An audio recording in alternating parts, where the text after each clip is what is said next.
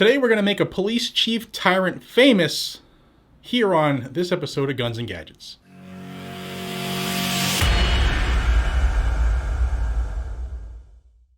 Hey everybody, welcome back to Guns and Gadgets, the premier source for Second Amendment news.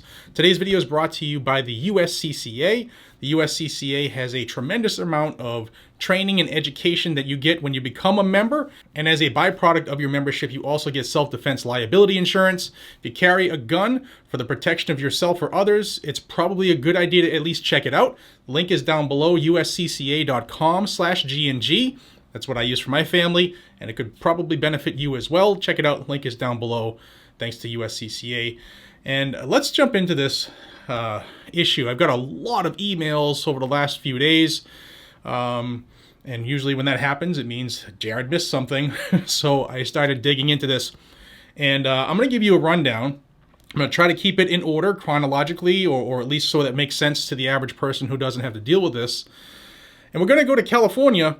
And I want you to pay attention right away. People are going to say, I don't live there, screw California. What I'm about to talk about, there's a big movement to make this more prevalent across the country, including federally. So you're going to want to pay attention to this one. And what am I talking about? Well, the town is Murrieta, California, and the chief's name is Chief Tony Conrad. And the word is that he is now requiring every single applicant for a concealed carry permit under his jurisdiction, under the king's, in the king's castle in his courtyard, everybody is required to undergo a psychological exam by the police department's psychologists. Yeah. Now, I will tell you that some police psychologists, I've seen people on this job across the country where I go, how did that dude or dudette pass that psych exam? So that tells you a lot. And the MMPI, I forget what it's called, but it's the MMPI-2 test.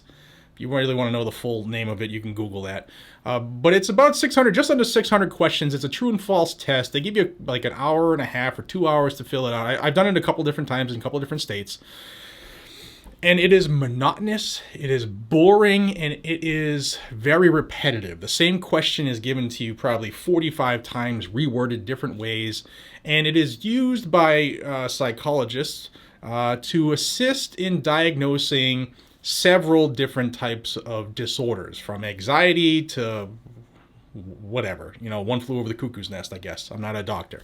But I'll tell you that some of these police psychologists, yeah, some of them probably should see a psychologist. Now, this test is going to cost the applicant in this city or town of Murrieta an additional $150 on top of everything else they have to do. They have to pay for this test that the chief is mandating they go to, and that's just in order to apply for this concealed carry permit, just to apply. Now, states and the federal government, in order to be federally prohibited from being able to get a license for, a permission slip from the government for your rights. In order to be denied on the case of mental illness, you have to be adjudicated by a court.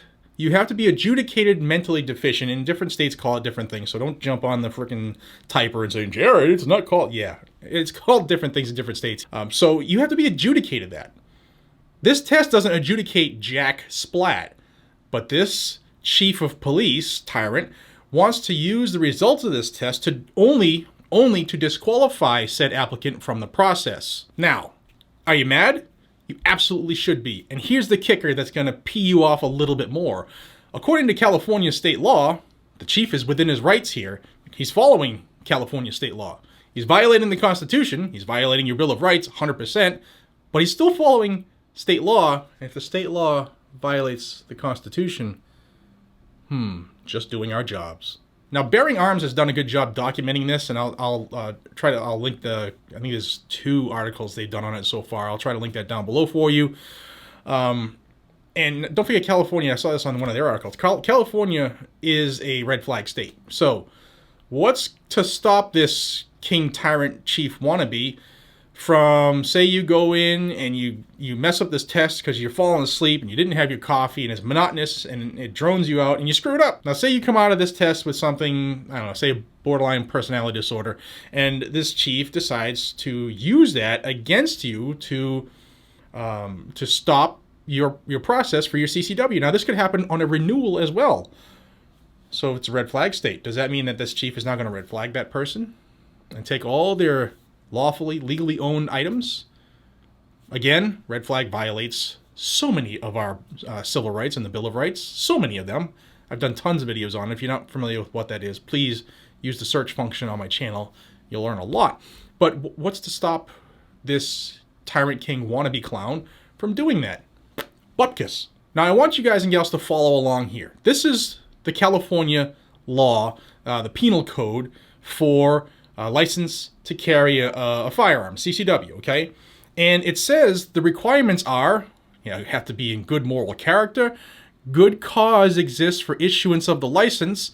That is the may issue, shall issue, which is unconstitutional. We'll go back to that here in a little bit. Now it says you have to be a resident of the city or county, or you have to have that as your primary place of employment or business if you want to do it as a business owner. You've completed the required course of training according to the law, and the sheriff may issue the license under a subdivision A in either of the following formats. You can just get the license to carry concealed, or if the population of the county is less than 200,000 people, you can get an open carry permit only in that county. Then it says nothing in this chapter will preclude a sheriff from the county from entering into an agreement with the chief to do this for them, yada, yada, yada. So that's the messed up, unconstitutional, illegal state law for issuing a concealed carry permit, or for obtaining one from the King government. Now I'm going to show you something on the California Attorney General's website. Now, according to the California Attorney General, in order to obtain a concealed carry weapon license, you have to contact your county sheriff, or if you're a resident in an incorporated city, your police chief, and they can answer any questions and provide you with a copy of their concealed carry weapon license policy statement. Now, did you see anything in their unconstitutional law about you now have to go through the police department or the sheriff's policy? It gets worse. Let's go to the Murrieta Police Department's webpage, and these are the requirements they have for obtaining a CCW. Again, must be a resident of the city, must be 21 years of age, a U.S. citizen. You have to complete the application. You can't be federally prohibited. You have to be of good moral character. You have to show illegal. You have to show good cause for the issuance of the license. Again, we'll come back to that. Pay all fees associated. Provide proof of ownership and registration of any firearm associated with this license. Be free from any psychological conditions that might make the applicant unsuitable for carrying. And then complete the required training. And that's where the chief is requiring people to take this psychological evaluation at their own expense. Now I'm going to show you the Bill of Rights. And it says, a well-regulated militia being necessary to the security of a free state, the right of the people to keep and bear arms shall not be infringed. Doesn't say anything about a psychological exam.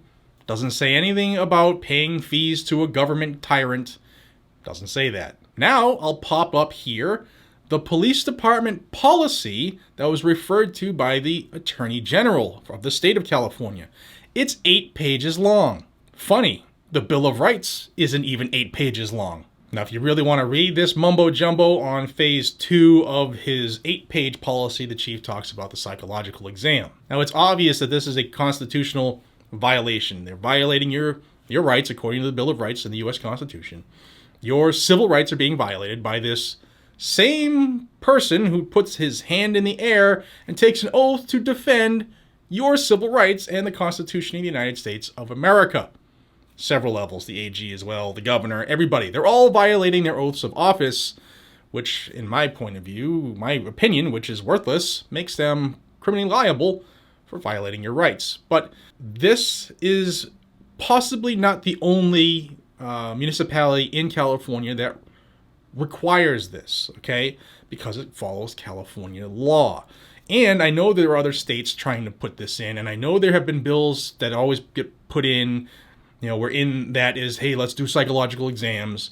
So this is a groundswelling movement by the anti-gunners, and the anti-gunners are scared right now because this fall, not too long from now, the United States Supreme Court is going to take up the case of the New York State Rifle and Pistol Association versus the state of New York regarding the way that they decline people's right to keep and bear arms. And what's at the forefront is the shall issue versus may issue, and is New York violating the constitutional rights of people in doing that? Well, California is one of those states that follows the same thing, shall issue. It's sickening. Now, this lawsuit that's coming up in the fall for the Supreme Court, if it is ruled accordingly, we probably won't hear it until June, the spring anyway, earliest. But that will kill, if it's done correctly, will kill these requirements by these different states where you jump through these hoops in order to obtain your constitutionally guaranteed right. But what happens between now and then? Well, I don't know if there's movement on this already, but I am personally, it's still early here. I don't even know what time it is. It's as I'm recording this right now, it's 9:08 a.m. And my friends in California, it's 6:08, so I'm not going to call them at the moment, but I will be calling Firearms Policy Coalition. I'll be calling my friends at Gun Owners of America and my friends at Gun Owners of California personally. I'm going to call them to make sure to at least to inquire what they're doing on this issue specifically. My guess is they're already, these guys and gals are high speed. My guess is they're already doing something on this, but I'm going to make sure it gets in front of their eyes and put a target on it. So I need you guys and gals, if you're in Murrieta, to be loud, be heard, call this chief, call this clown, call him out on his BS. He is violating your rights. I hope that you were able to follow this along. If you don't live in California, guys and gals, especially if you're in one of the may issue states, this is coming your way, or they're trying to. So pay attention to what's going on. And if you want to stay in the know of what's going on here, there, and everywhere within this great land, this is where you will learn that information, no matter where it happens in the country, good, bad, ugly, or indifferent. If it's good for the Second Amendment or it violates the Second Amendment, I will bring it to you on a daily basis. If you want to stay in the know, please subscribe. Hit the little button down below. Please hit the thumbs up so that more people can see it. Share this, and also turn your notification bell on. A lot of people say they don't get notifications anymore. In the description of the video as well, I will have a link to join my email list. I know that a lot of people have been signing up, so the system might have crashed. If you don't get an email back asking you to confirm it, it has a little blue box in there, then try it again. I know that there were a lot of people and it probably crashed the server, so we're dealing with that. But I thank you for wanting to do more about fighting back for our rights. Guys and gals, I hope you have a fantastic day. Until we see each other again, be safe, stay vigilant, carry your weapon, check out the USCCA, the link is down below, and have a good one. I'll see you in the next one. Take care.